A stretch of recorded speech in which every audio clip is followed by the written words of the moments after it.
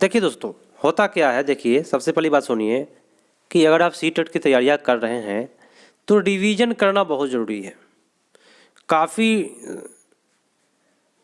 आप लोग पढ़ाई कर लीजिए लेकिन रिवीजन नहीं करते हैं तो सबसे बड़ी दिक्कत हो जाती है। लेकिन आज मैं आप लोगों को लेकर के आया हूँ, सुन लीजिए मेरी बात ध्यान से। 11 जनवरी 2022 का पेपर में ईवीएस पेडागोजी कराऊंगा। वो भी जानते हैं काफ़ी मज़ेदार तरीका से, ट्रिक के माध्यम से, कम समय में आपका मैं रिवीजन कराऊंगा फास्टली, और मज़ा आ जाएगा दोस्तों मेरे यहाँ क्लास करेंगे तो, क्योंकि मैं एक ट्रिक और समझा करके बताता हूँ।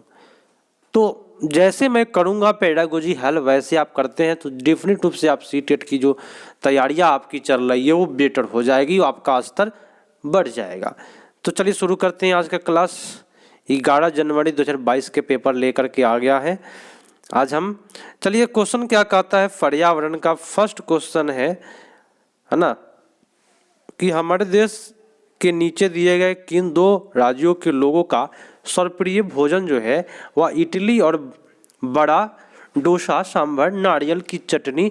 तो क्या करके आइएगा। आप सभी को पता है कि ये जो है दक्षिण भारतीय भोजन है। क्या है भाई? दक्षिण भारत का भोजन है, और ये तमिलनाडु या आंध्र प्रदेश के लोग इस भोजन को सबसे बेटर मानते हैं। ठीक है, सर्वप्रिय है वहाँ का। तो आपका उत्तर जो आपका जाएगा सी इज द राइट आंसर। जिन लोगों ने सी किया उनका सही जा रहा है। अगला प्रश्न है कि यदि कोई व्यक्ति मुंबई बोले तो महाराष्ट्र से चंडीगढ़ भारत को केंद्र शासित प्रदेश तक सबसे छोटे रेल मार्ग से होकर के रेलगाड़ी द्वारा यात्रा करता है तो कौन से राज्य से गुजरना नहीं पड़ेगा। तो मेरे दोस्तों, अगर आप मुंबई से भारत के जो राजधानी है नई दिल्ली जाते हैं तो आपको हरियाणा, राजस्थान, पंजाब किस राज्य से नहीं गुजरना होगा, ये आपसे पूछा जा रहा है। तो याद रखिएगा, आपको हरियाणा जाना पड़ेगा, राजस्थान जाना पड़ेगा, गुजरात जाना पड़ेगा, लेकिन पंजाब नहीं जाने की आवश्यकता है। आपका उत्तर हो जाएगा B is the right answer. अगला है, काफ़ी बड़ा प्रश्न है लेकिन भाई काफ़ी बेटर तरीका से बताऊंगा, मजा आएगा। कि नीचे दिए गए किसी बालिका के उस कथन पर विचार कीजिए जो उसने किसी कैंप में आए विद्यार्थियों के समूह में दिया था। अब देखिए क्या दिया था, लिखा हुआ यहाँ पे कि मैं उस शहर से आई हूँ जो एक पहाड़ी क्षेत्र है, हमारे यहाँ वर्षा बहुत होती है और बर्फ भी बहुत पड़ती है, और जब ठंड बहुत अधिक हो जाती है तब हमें धूप में बैठना अच्छा लगता है। तो हमारे घर पत्थर अथवा लकड़ी के बने होते हैं। तो बता दीजिए पत्थर एवं लकड़ी का घर कहाँ बनता है। काफ़ी मज़ेदार क्वेश्चन पूछ दिया। तो कभी भी कहेगा धूप में बैठना अच्छा लगता है एवं पत्थर एवं लकड़ी का घर, तो आपका हिमाचल प्रदेश में होगा। जिन लोगों ने हिमाचल किया उन सभी का सही जा रहा है। और यहाँ पे सुन लीजिए, ये आपका डिस्प्ले छोटा वजह से मैं न्यूमेरिकल टाइप क्वेश्चन नहीं कराता हूँ। अगला प्रश्न आपकी स्क्रीन पर मौजूद है। क्वेश्चन कहता है, सुनिएगा कि निम्नलिखित में से ऐसे दो जानवर के समूह को चुनिए जिसके आगे के दांत जीवन पर्यंत वृद्धि करते रहते हैं, माने बढ़ते रहते हैं। तो अतः वे दांतों को बहुत लंबा न होने देने के लिए वस्तुओं को क्या करते हैं, कोतरते रहते हैं। यह कौन सा है? तो चूहा और गिलहरी। काफ़ी लोगों का है ना, यहाँ पे सी जा रहा है सही। काफ़ी बेटर जा रहा है आप लोग का जवाब, बहुत अच्छी बात है। और जो लोग ऑफलाइन देख रहे हैं सभी कोई कमेंट करके जवाब दीजिएगा कि आप रिवीजन क्लास मेरे यहाँ कर रहे हैं तो 30 में आपका कितना सही जा रहा है, ज़रूर कमेंट करके बताइएगा। और मेरा सेशन कैसा लगता है मैं आपको बता दूं नए व्यक्ति को कि भाई आप लोग विश्वास करें, मेरे चैनल से आपकी तैयारी बेटर होगी। ठीक है, चलिए। कन्नौज एक जिला है जो समस्त भारत में इत्र के लिए प्रसिद्ध है। यह जिला किस राज्य का भाग है? कन्नौज सभी को पता है भैया कि कन्नौज जो है वह कहाँ है, उत्तर प्रदेश या उत्तराखंड। ये आप दोनों में आप चूज कर लीजिए कन्नौज कहाँ पे है। बहुत अच्छी बात है। जिन लोगों ने कन्नौज किया है उत्तर प्रदेश, उन सभी भाइयों का सही जा रहा है। अगला प्रश्न है कि रेत के टीले कहाँ पाए जाते हैं। मेरे दोस्तों, काफ़ी मज़ेदार क्वेश्चन है और इतना बार पूछा है ना सी टेट में, क्या कहिए। हर सेशन में कुछ ना कुछ प्रश्न आपको रिपीट करते रहता है। तो यहाँ पे रेत का टीला की बात आप जिन लोगों ने यहाँ पे किया, अबू धाबी और अफगानिस्तान, उन सभी भाइयों का सही जा रहा है। अगला प्रश्न है, क्वेश्चन कहता है कि भोपाल बंगलुरु ठीक उत्तर में है। भोपाल क्या है? बंगलुरु के ठीक उत्तर में है। अच्छी बात है भाई, कर्नाटक की राजधानी बंगलौर, तो बंगलौर के ठीक उत्तर में भोपाल है, ठीक बोला। और तथा गांधीनगर भोपाल के ठीक पश्चिम में है, ये भी सही बोला। तो गांधीनगर के सापेक्ष बंगलुरु की दिशा पूछ रहा है आप लोगों का, तो गांधीनगर के सापेक्ष बंगलुरु की जो दिशा होगी वह दक्षिण पूर्व होनी चाहिए और नहीं तो दक्षिण होनी चाहिए। ठीक है, तो दक्षिण पूर्व कहीं अगर आपको दिखाई दे उसको कर लीजिए, डिफिनिट रूप से आपका सही हो जाएगा। आप कहिए सर आप कैसे जान गए? तो मैं आपको बताता हूँ, गुजरात यहाँ पे है, ठीक है, और बंगलुरु कर्नाटक की राजधानी बंगलुरु आपका ऐसे नक्शा है आपका भारत का, तो यहाँ पे है बंगलुरु, तो इस दिशा से इस दिशा के दूरी पूछा तो दक्षिण पश्चिम होता है। ठीक है, दक्षिण पूर्व हो जाएगा, पश्चिम नहीं। अगला प्रश्न है, सुनिएगा कि निम्नलिखित में कौन सा ब्रांच के बारे में सही कथन चुनिए। ब्रांच बोलते हैं मेरे दोस्तों दो चीज है, सुनने वाली बात है, मजेदार है, सुनिएगा एक सेकेंड। देखिए दोस्तों, सबसे पहली बात है कि कभी भी रिवीजन करें ना तो कॉपी कलम बगल में जरूर रखे। कुछ अगर लगे कि नोट करने वाला है तो नोट कर ले। ठीक है, चलिए शुरू करते हैं। ब्रांच के बारे में दो चीज है, एक ब्रांच पूछता है, एक ब्रास पूछता है, तो दोनों को क्लियर कर देते हैं। ब्रांच पूछेगा तो आपको पूछ रहा है कौन सा, तो होता है तांबा प्लस टीन। ब्रास पूछे तो होता है, ब्रास को बोलते हैं पीतल, और पीतल होता है तांबा प्लस जस्ता मिल के बना होता है। दोनों दो चीज है और जो आपके एग्जाम में फंसाने के लिए देता है। तो ब्रांच पूछ रहा है यहाँ पे, तो इसमें आपका टीन जरूर होगा, वह कॉपर और टीन का मिश्र धातु। जिन लोगों ने किया उन सभी भाइयों का सही जा रहा है यहाँ पे। ठीक है, चलिए 76 नंबर से पेडागोजी शुरू होगा और गर्दा उड़ाया जाएगा यहाँ पेडागोजी का। अभी तो चल रहा है न्यूमेरिक एनसीईआरटी पैटर्न वाला। ठीक है, तो नीचे दिए गए उस मिलान को चुनिए जो तदनुरूपी खाद्य संरक्षण के सही ढंग को प्रदान नहीं करता है। माने खाद्य संरक्षण नहीं होता है, उसको चुनना है। नेगेटिव क्वेश्चन है, तो सेब का मुरब्बा बना दो, अच्छी बात है, अच्छी बात है ना भाई। सेब का मुरब्बा बना दो, संरक्षित हो जाएगा। कच्चा आम का अचार डाल दो, काफी दिन तक रख सकते हैं। दाल का लोग पापड़ बना देता है लोग, ये भी ठीक है। लेकिन दूध का पनीर बना दीजिए तो मेरे प्यारे साथियों सुन लीजिए, ये अधिक दिन तक नहीं रहेगा, और ये तब तक रहेगा जब तक ये फ्रिज में रखा जाए, वो भी कुछ दिनों के बाद खराब ही हो जाना है। तो सबसे संरक्षण वाला नहीं है, तो यही हम करके आएंगे। जिन्होंने बी किया उन सभी का सही जा रहा है। अगला क्वेश्चन कहता है कि हमारे देश, सुनिएगा, हमारे देश के किस भाग में लोगों के रहने के लिए बड़े त्रिकोण टेंटों को रेबो कहते हैं। माने जो टेंट होता है त्रिकोण ऐसे लगा करके लोग रहते हैं, तो जो टेंट में लोग रहते हैं ना, तो उस टेंट को क्या कहते हैं? रेबो कहते हैं। और जानवर जहाँ पे रहता है उसको लेखा कहते हैं। दो चीज़ आप लोग सीख गए, जो टेंट में जहाँ पे लोग निवास करते हैं उसको रेबो कहते हैं, उसी टेंट में जहाँ पे जानवर रहता है उसको क्या कहते हैं? लेखा कहते हैं। तो और ये जो है चंगपा जनजाति के द्वारा है, और ये जो जनजातियाँ है वो कहाँ पे बड़े बड़े मिलते हैं टेंट? तो आपका हो जाएगा लेह और लद्दाख में। कितना क्वेश्चन बना भाई, बहुत सारा क्वेश्चन बन गया इस पर, आपका उत्तर डी पड़ गया।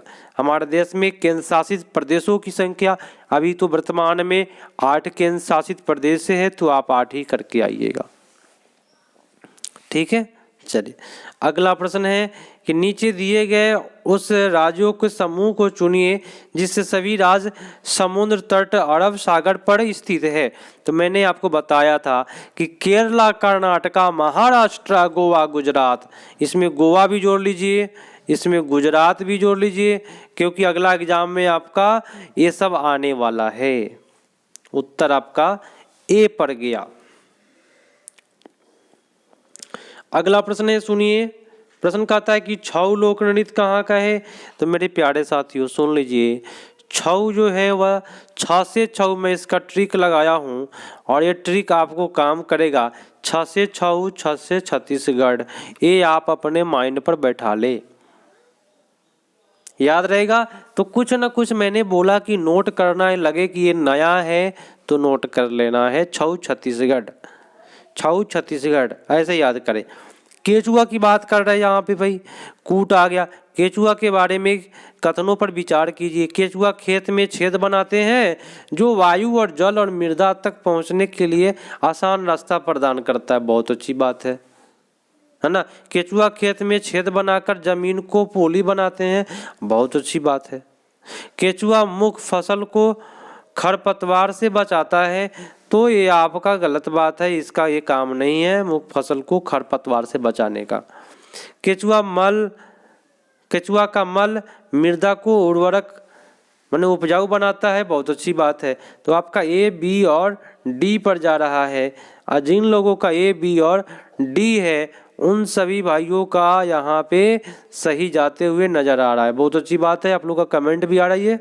चलिए अगले प्रश्न पर आते हैं। एक सेकेंड, अभी तो पेडागोजी नहीं आया है ना, तो आ गया पेडागोजी। अब आएगा मजा भाई, क्लास का मजा तो अब आने वाला है। एक देख लीजिए, कूट है, कूट को अच्छे से भाई कूट देना है। क्या कहता है क्वेश्चन कि मिश्रित लर्निंग मोड में ईवीएस पढ़ाने के फायदे हैं। बोलता है ऑप्शन, विद्यार्थी कहीं से भी कक्षा में शामिल हो सकता है, अच्छी बात है। विद्यार्थी को शिक्षक एवं साथियों के से बातचीत करने को मिलता है, मिश्रित लर्निंग मोड में मिलता है, अच्छी बात है। विद्यार्थियों को कक्षा के दौरान चौकन्ना रहने की आवश्यकता नहीं है, ये बात गलत बोला। विद्यार्थी अपने ऑनलाइन से सीखी हुई बात घर समुदाय में पूरा गतिविधि से पूरा कर सकते हैं, अच्छी बात है। तो आपका उत्तर जो जा रहा है केवल डी, इसमें सी गलत है, बाकी आपका सही है। तो आपका उत्तर जो जाएगा सी पर जाएगा। अगला प्रश्न है, और ये कॉन्फ्रेंसिंग ऐप के बारे में बार बार पूछता है, मैं इसके बारे में हमेशा बताऊंगा। सुन लीजिए, मान लीजिए कि यहाँ पे एक टीवी है, ठीक है, और इस टीवी में नीचे स्टैंड लगा हुआ है। सुनिएगा मेरी बात ध्यान से, तो मज़ा आएगा क्लास करने में। क्योंकि देखिए वीडियो कॉन्फ्रेंसिंग जब होता है ना, तो मान लीजिए आप यहाँ पे बैठे हैं, यहाँ पे बैठ करके वीडियो कॉन्फ्रेंसिंग सुन रहे हैं, तो जिस टाइम में सुनिएगा, जिस टाइम में वीडियो कॉन्फ्रेंस हो रहा है उस टाइम में आप क्वेश्चन कर सकते हैं, प्रश्न पूछ सकते हैं। लेकिन जैसे ही वीडियो कॉन्फ्रेंसिंग ख़त्म हुआ, जैसे ही वीडियो कॉन्फ्रेंसिंग ख़त्म होगा वैसे ही आप प्रश्न नहीं कर सकते हैं। तो जब कॉन्फ्रेंसिंग हो रहा है तब आप प्रश्न कर सकते हैं, ठीक है। तो यही क्वेश्चन बार बार पूछता है कि निम्नलिखित में वीडियो कॉन्फ्रेंसिंग ऐप के माध्यम से ईवीएस पढ़ाने के साइनोक्रोनोस शिक्षण की विशेषता है। क्या विशेषता है? तो अभी जो मैंने बोला वही विशेषता है कि शिक्षक विद्यार्थी वास्तविक समय में बातचीत करने में सक्षम है। वास्तविक समय माने जिस समय में कॉन्फ्रेंस हो रहा है उस टाइम में शिक्षक विद्यार्थी बात कर सकते हैं। तो यहाँ पे जिन्होंने बी किया उन सभी का सही आ रहा है। अगला प्रश्न है, सुनिएगा। प्रश्न कहता है कि स्वाति कक्षा 4 की एक ईवीएस की शिक्षिका ने कई तरह के पौधे जैसे कि घास, बांस, गुलाब, केला, बरगद, ताड़ के पेड़ का वीडियो दिखाती है और सभी पेड़ पौधे के आकार, पत्ते, तने, फूल के बारे में विद्यार्थियों के साथ चर्चा करती है।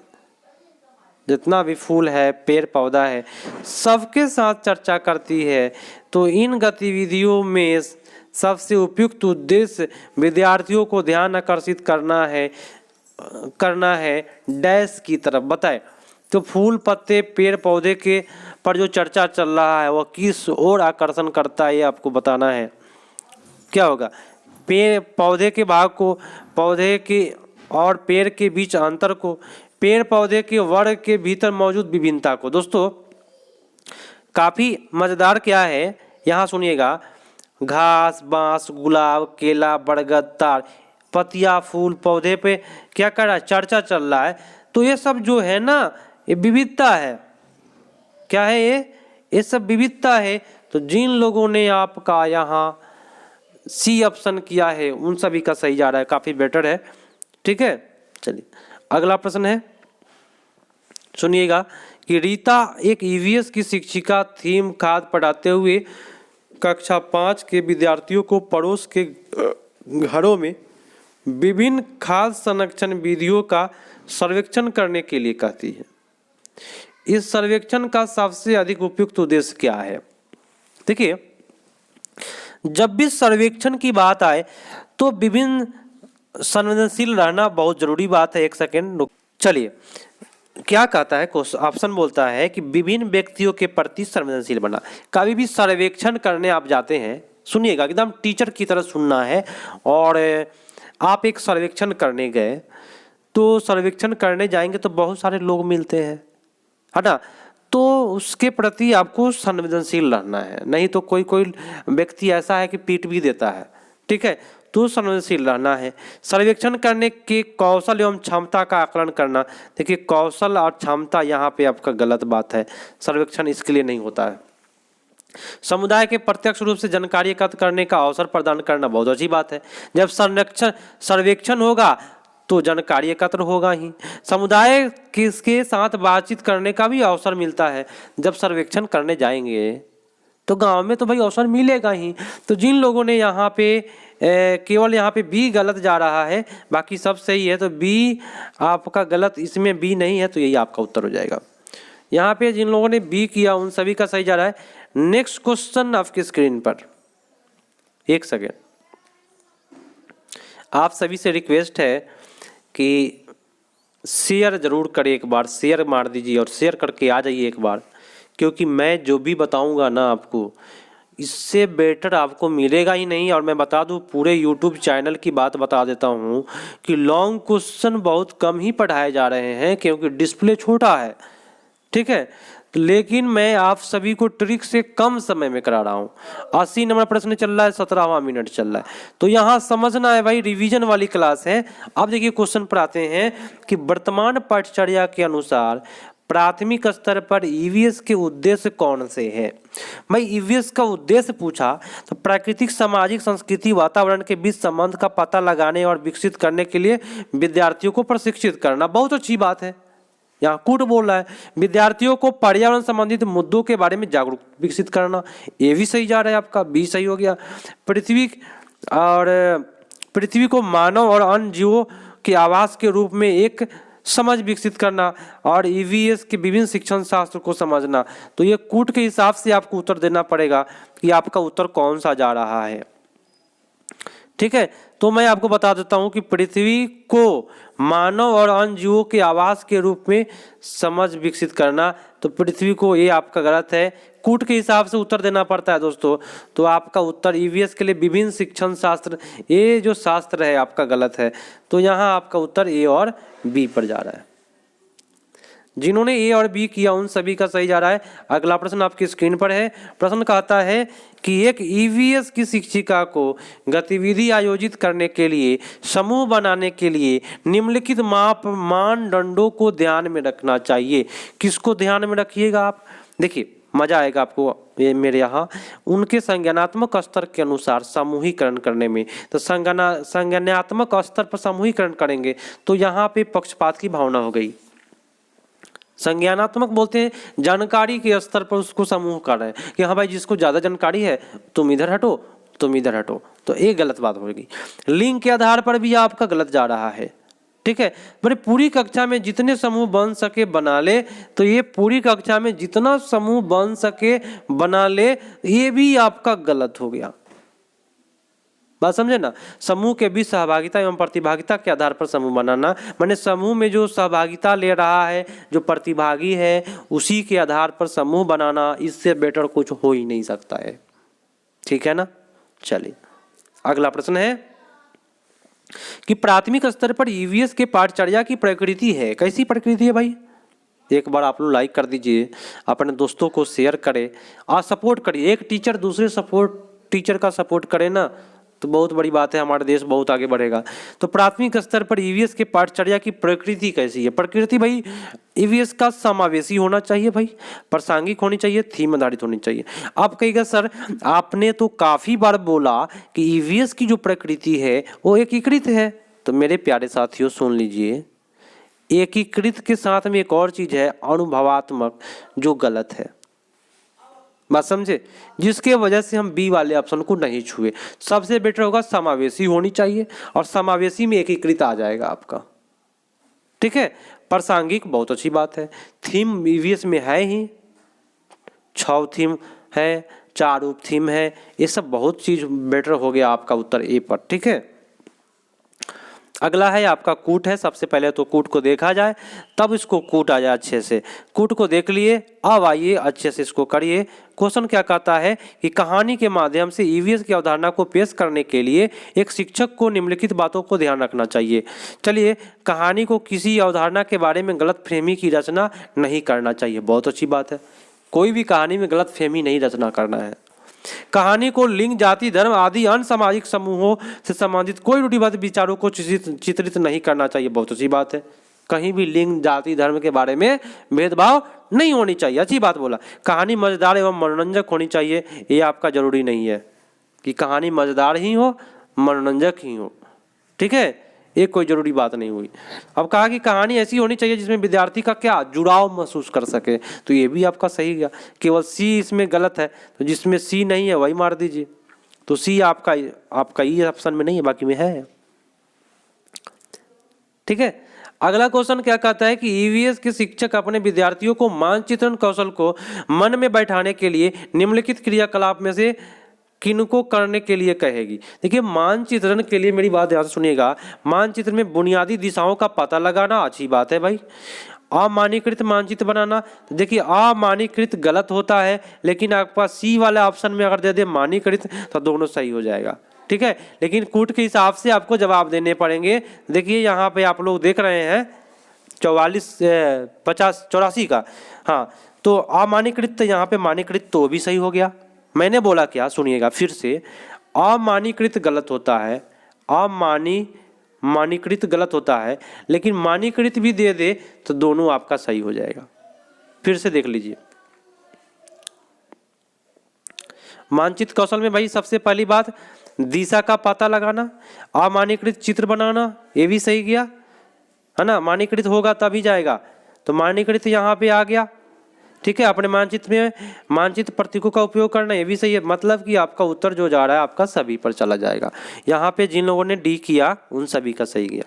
अगला प्रश्न है कि ईवीएस की एक शिक्षिका एक कक्षा के दौरान बताती है कि राजस्थान के गांव के लोग स्थानीय रूप से उपलब्ध सामग्री से अपने घर बनाते हैं, जबकि मुंबई जैसे शहरों में लोग सीमेंट से घर बनाते हैं। मतलब राजस्थान में मिट्टी के घर बनता है और मुंबई में क्या बनता है, सीमेंट, ईंट, कांच के टाइल्स जैसी सामग्री खरीद करके घर बनाते हैं लोग। पता है ना। तो इस चर्चा का आकलन के लिए सीखने का प्रतिफल है। क्या चीज हो रहा है भाई, देखिए राजस्थान में जब मिट्टी के घर बन रहे हैं तो मुंबई में ईंट का घर बनना है, कांच का घर बनना है, सीमेंट से घर बनना है। तो ये सब तुलना करना हुआ, राजस्थान के तुलना करना और विश्लेषण करेंगे। विश्लेषण क्या करना भाई, तुलना करेंगे कि राजस्थान में मिट्टी का बना, यहाँ कांच का बना। विश्लेषण करेंगे उसका कि भाई कैसे बनता है, वहाँ पे क्यों बनता है। तो ये आपका विश्लेषण एवं तुलना आपका हो जाएगा। 86 नंबर देखिएगा, काफी मजेदार क्वेश्चन दिया भाई। क्वेश्चन क्या कहता है कि ईवीएस की शिक्षिका चाहती है कि उसके विद्यार्थी पानी की बर्बादी करने वाले लोगों के विभिन्न दैनिक गतिविधियों और व्यवहारों को पता लगाए। हमने जो लोग पानी की बर्बादी करते हैं उसके बारे में पता लगाना है। तो निम्नलिखित में कौन सी रणनीति उद्देश्य की पूर्ति के लिए सबसे उपयुक्त है। तो जल से संबंधित वृत्त चित्र फिल्में, तो नहीं भाई, वृत्त चित्र आपका गलत होता है।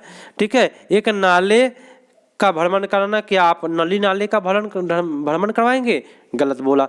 पड़ोस के परिवार के साथ बातचीत करना, नहीं दोस्तों। देखिए प्रतिदिन, सुनिएगा, प्रतिदिन एक परिवार द्वारा उपयोग किए गए पानी की मात्रा का अनुमान लगाना कि एक परिवार में पानी की मात्रा का उपयोग लोग कितना कर रहा है, इससे पता चल जाएगा।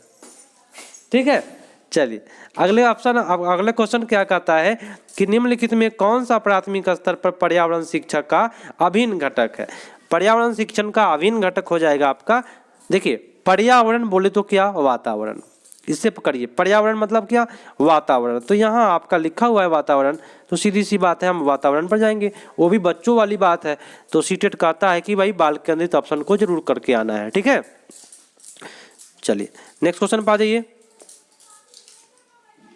सबसे पहले कूट है, तो कूट को देख लीजिए कि कूट कैसा दिया हुआ है।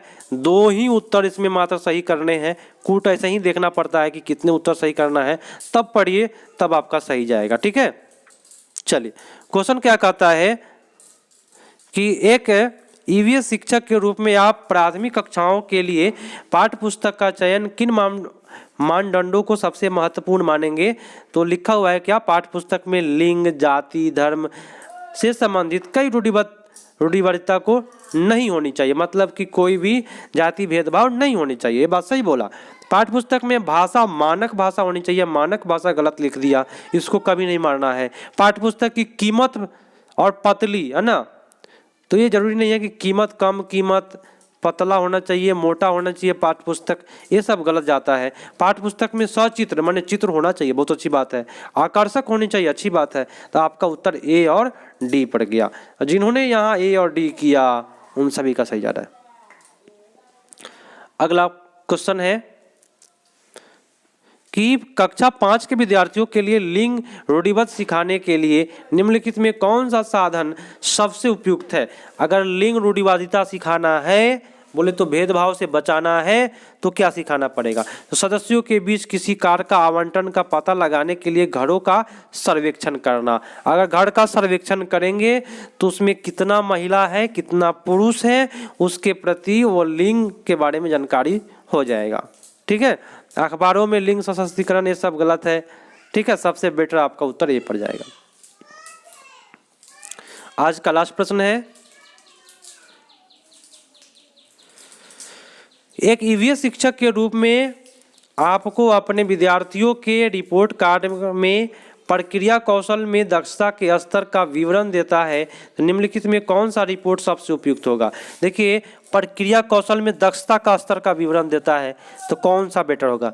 तो आप लोग इसको नोट कर लीजिए। नोट क्या करना है, क्रम निर्धारण मापनी क्या होता है, प्रक्रिया दक्षता को बताता है, ये याद रखने वाली बात है। और नोट कर लीजिए, मैं जब भी बोलता हूँ कि नोट करना है तो नोट करें।